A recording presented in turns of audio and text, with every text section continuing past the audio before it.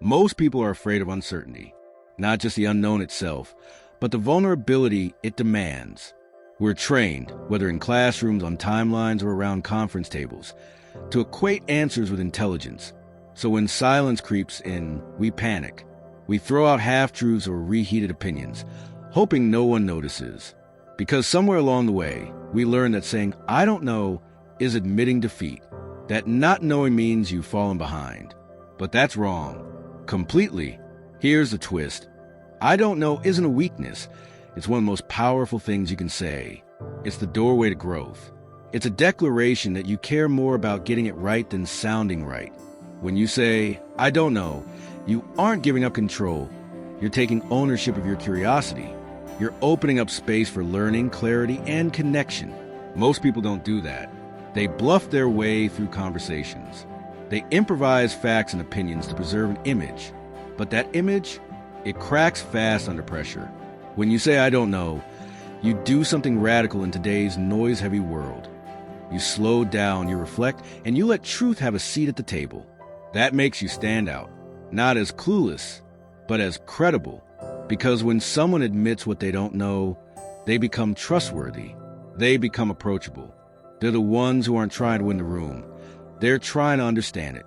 And in a world addicted to hot takes and fast answers, that level of honesty is magnetic. Saying, "I don't know," tells people, "I care more about insight than ego. I'm here to learn, not perform. I'd rather be real than be first." It shifts everything, from performance to presence, from posturing to progress, from insecurity to quiet strength. Let's be honest. Who do you respect more? The person who insists they always know what they're doing, or the person who listens, admits when they don't, and then takes the time to figure it out? The second one, they're rare, and they win long term, because that person becomes adaptable. They pivot, they grow, they learn faster, because they start at the right place, honesty. And when they eventually do speak up with knowledge, people actually listen, because they've earned that trust. And there's a ripple effect. When you say, "I don't know," you make it safe for others to do the same.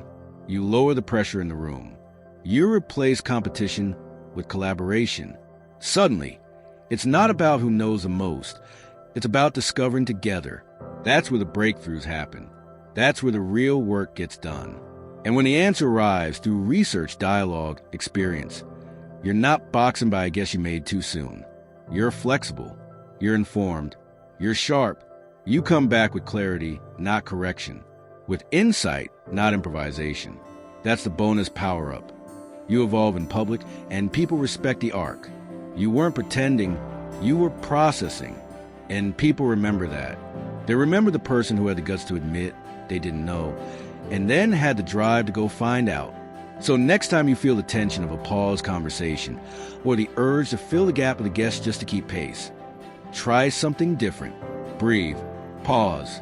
Say it clearly. "I don't know." Then watch what happens. Because those 3 words, they might just be the smartest in the room. Subscribe for more.